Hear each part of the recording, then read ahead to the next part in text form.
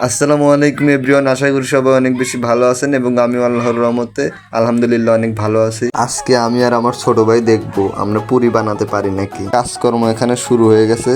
যাই হোক, এখানে কিন্তু আমি পুরির পিঠা বানানো শুরু দিয়েছি, কখনো করি নাই, আজকেই প্রথম, দেখা যাক কেমন হয়। আর প্রথম পিঠাটাই ফুটা বের হয়েছে, দেখেন, বাহ কি সুন্দর। তারপর পিঠা বানানো শেষ, সব পিঠা ইসলামী বানাইলো, আমার পক্ষে পিঠা বানানো সম্ভব না। আমি ওয়েট করতেছিলাম যে কখন হবে পুরি, খেয়ে দেখবো কেমন লাগে।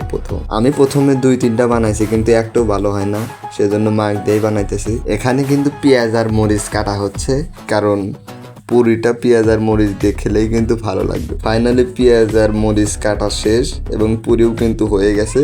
এখন এটা ট্রাই করে দেখবো কেমন লাগে। মোটামুটি অনেক ভালো হয়েছে, কিন্তু পুরিটা ফোলে নাই, এটা হচ্ছে দুঃখের বিষয়। মানে দোকানে যে ফোলা ফোলা থাকে ওইরকম হয় নাই। তারপরেও অনেক টেস্ট। আর পুরি ভাগাভাগি করতে গিয়ে ছোট ভাইয়ের সাথে বিবাদ লাগছে আর কি। মানে প্রথম পুরিটা হচ্ছে আমি বাসছি, তো আমিও সেটা খাইতেছি, ও খাইতে দেবো না, এখন বলতেছে যে আমাকে দিতে হবে, তো আমি দেই নাই কে, আর এটা নিয়েই লেগে গেছে। আমি বলছি যে আরেকটা ভাজা হইলে ওইটা তুই খা, কিন্তু সে মানবে না। সে জেদ করে যায়, আবার নতুন করে সে আলাদাভাবে পুরি ভাজতেছে। আসলে প্রত্যেকটা ছোট ভাই একটু ঘাড় তারা হয়, ঠিক আছে, মানে এগের যে কি করা লাগবো। ওর মতো ও বানা খাইতেছে আর আমার মতো আমি ওরে বলতেছি যে নে, তুই কত মরিচ খাইতে পারস তাই দেখি। তুই এটা যে খা পারস তাই মনে হয় একটা তিরস্কার আছে তোর, ঠিক আছে।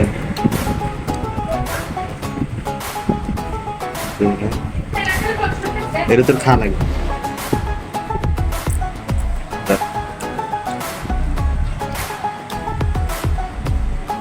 স্টার্ট।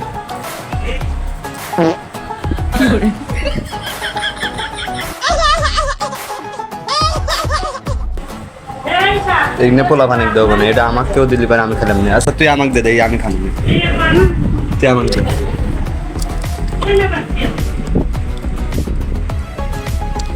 মরিচ বলে আমি খাবো।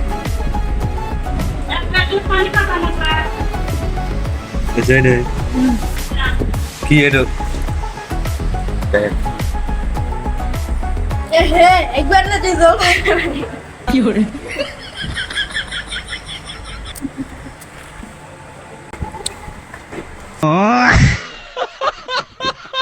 মরিচ খাওয়ার পর আমার অবস্থা খুবই খারাপ।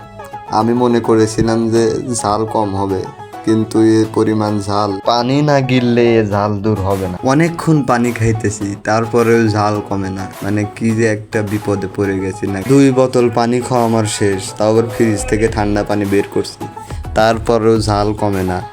এই মরিচ যে কোথা থেকে এসেছে আল্লাহ। যাই হোক, ভিডিওটা আজকে এ পর্যন্তই ছিল।